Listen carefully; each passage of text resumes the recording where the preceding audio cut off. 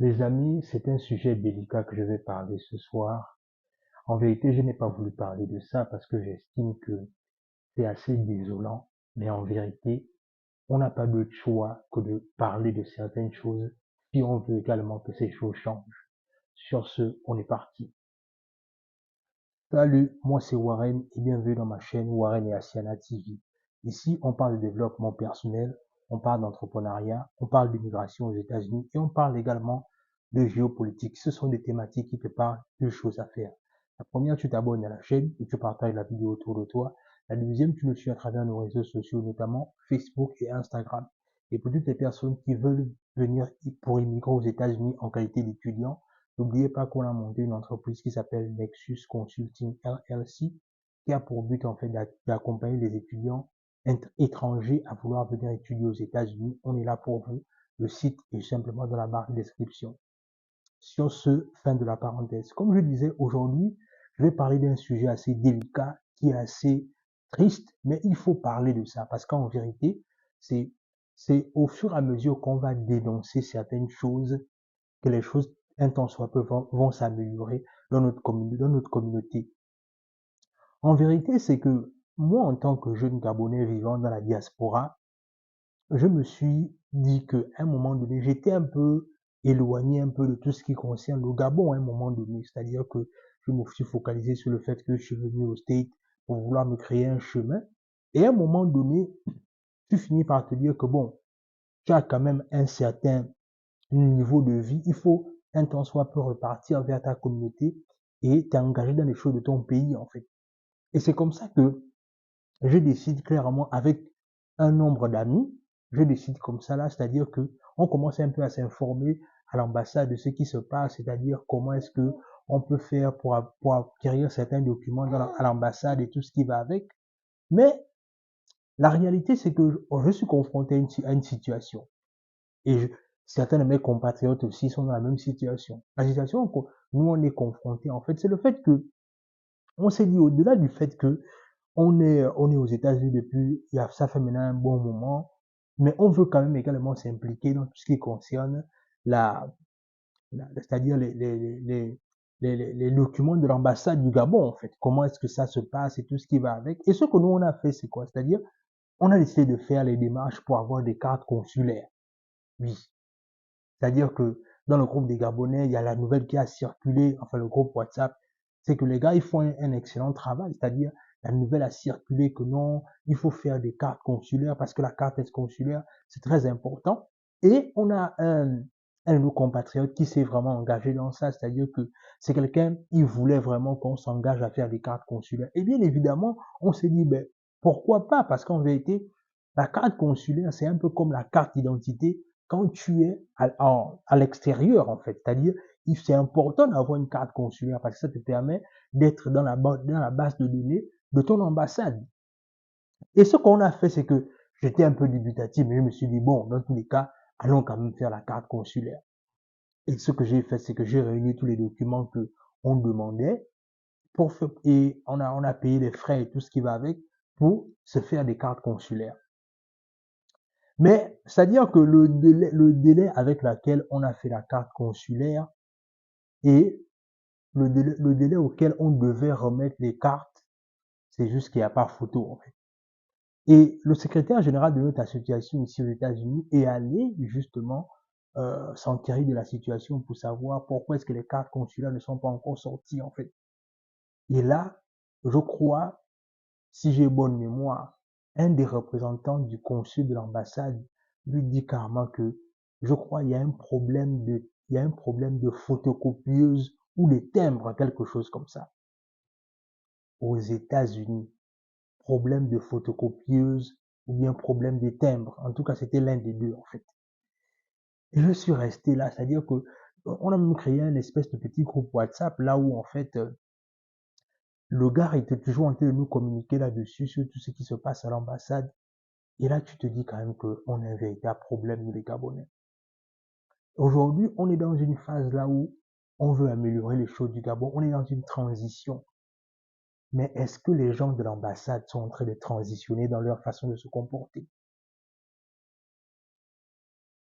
Parce qu'en fait, en vérité, c'est tout cela, c'est tout ce genre de comportement-là qui fait en sorte que les Gabonais ont du mal à s'impliquer dans les choses du Gabon quand ils sont à l'étranger. Et on dit parfois du genre que non, mais oui, mais pourquoi tu ne t'impliques pas dans les choses de ta communauté? Mais c'est tout ça, en fait, parce que, en vérité, comment est-ce qu'on peut être autant lent en ce qui concerne les documents consulaires pour les gens qui sont, pour les Gabonais qui sont dans la diaspora? C'est-à-dire, ça devait même mettre une priorité pour les dirigeants de l'ambassade, en fait. C'est-à-dire, du moins ceux qui gèrent la partie consulaire et tout ce qui va avec, que les Gabonais veulent faire des cartes consulaires, au-delà du fait qu'ils sont ici depuis des années et qu'ils ont déjà une certaine place dans la société américaine, mais ils veulent quand même s'impliquer dans les choses du Gabon. Mais dans ça, on va te dire que non, parce que c'est ce que notre compatriote qui est le secrétaire général disait, c'est-à-dire à chaque fois le frangin prend le temps d'aller là-bas et quand il va là-bas, on lui dit que si c'est quoi, c'est les timbres, les photocopieuses, ou bien c'est quoi les cartouches, les encres. Il n'y a pas de cartouches, voilà pourquoi on n'arrive pas à vous tirer les cartes consulaires. Mais tu te poses la question de savoir, c'est-à-dire, on est dans quel Gabon en fait? Vous savez, en vérité, je réalise une chose, c'est que la transition est en train de se passer au Gabon, en fait. Mais la transition n'a pas encore pris les différentes couches des consuls et des ambassades. Parce qu'en vérité, qui sont dans ces ambassades-là? Ce sont les mêmes personnes que le système Bongo PDG a élu. Ils ont nommé autant pour moi. Et là, je vais finir à travers ça. Et là, je vais envoyer un message au CTRI. La vérité, c'est que vous dites que les Gabonais doivent rentrer et que toute la diaspora doit participer à l'épanouissement du Gabon. Ça, il n'y a pas de problème. On vous l'accorde et c'est très noble de penser ainsi.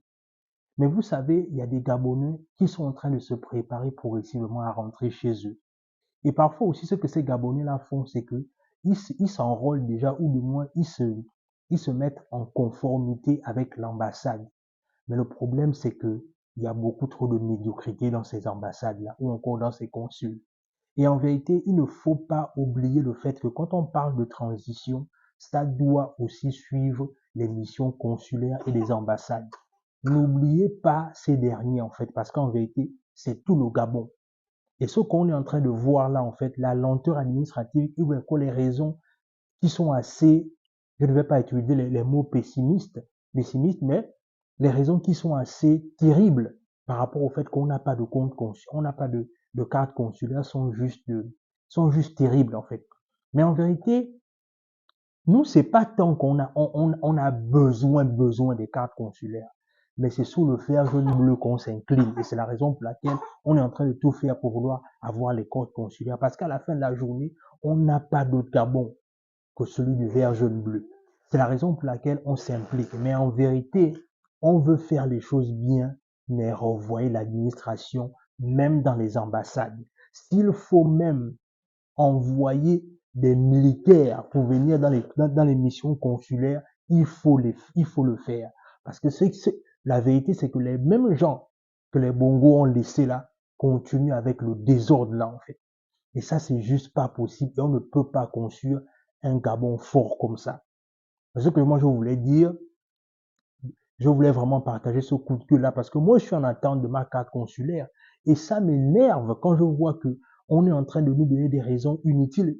Et c'est même allé jusqu'à ce que le secrétaire général, avec les frais qu'on avait donnés pour l'ambassade, s'est dit en fait que si les cartes consulaires ne sortent pas, il va rembourser les gens. C'est-à-dire qu'on arrive au niveau là où il prend ça même déjà sur lui en fait. Et c'est juste honteux. Comment est-ce qu'on peut être fier du Gabon si on a toujours ce genre de comportement-là, en fait? Il y a des gens qui veulent travailler, il y a des Gabonais qui ne veulent qui veulent travailler pour leur pays. Mais quand on parle de transition, il faut aller à tous les niveaux. Et il ne faut pas oublier également les missions consulaires et les ambassades. On est fatigué. On veut vraiment que les choses changent. Et pour que les choses changent, le changement là doit atteindre toutes les couches, même dans la diaspora. Dans tous les cas, ce que je voulais dire, dis-moi ce que tu en penses en commentaire, abonne-toi à la chaîne, partage la vidéo autour de toi, laisse un like, laisse un commentaire et sur ce, on se dit à la prochaine.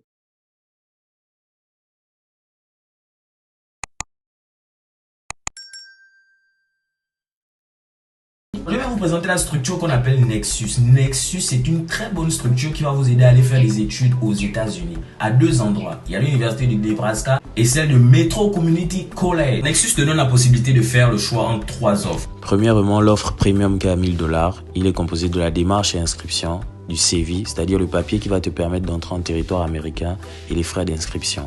Ensuite, il y a l'offre Gold qui est à 1500 $, composée de la démarche et inscription, le logement plus la caution, le CV et les frais d'inscription. Et enfin, l'offre Platinum qui est à 2000 $, démarche et inscription, logement plus caution, orientation de débutant, CV et les frais d'inscription. Tu fais selon la poche de tes parents ou toi-même, pardon. Et oui, ils ont un site internet www.nexuscnow.com.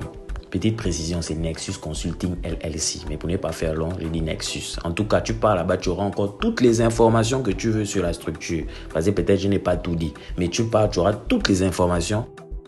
Et tu pourras même consulter Nexus depuis le site internet en question. Si pour toi c'est trop long, tu vas sur WhatsApp, tu contactes Nexus au numéro de téléphone qui s'affiche en haut. C'est tout.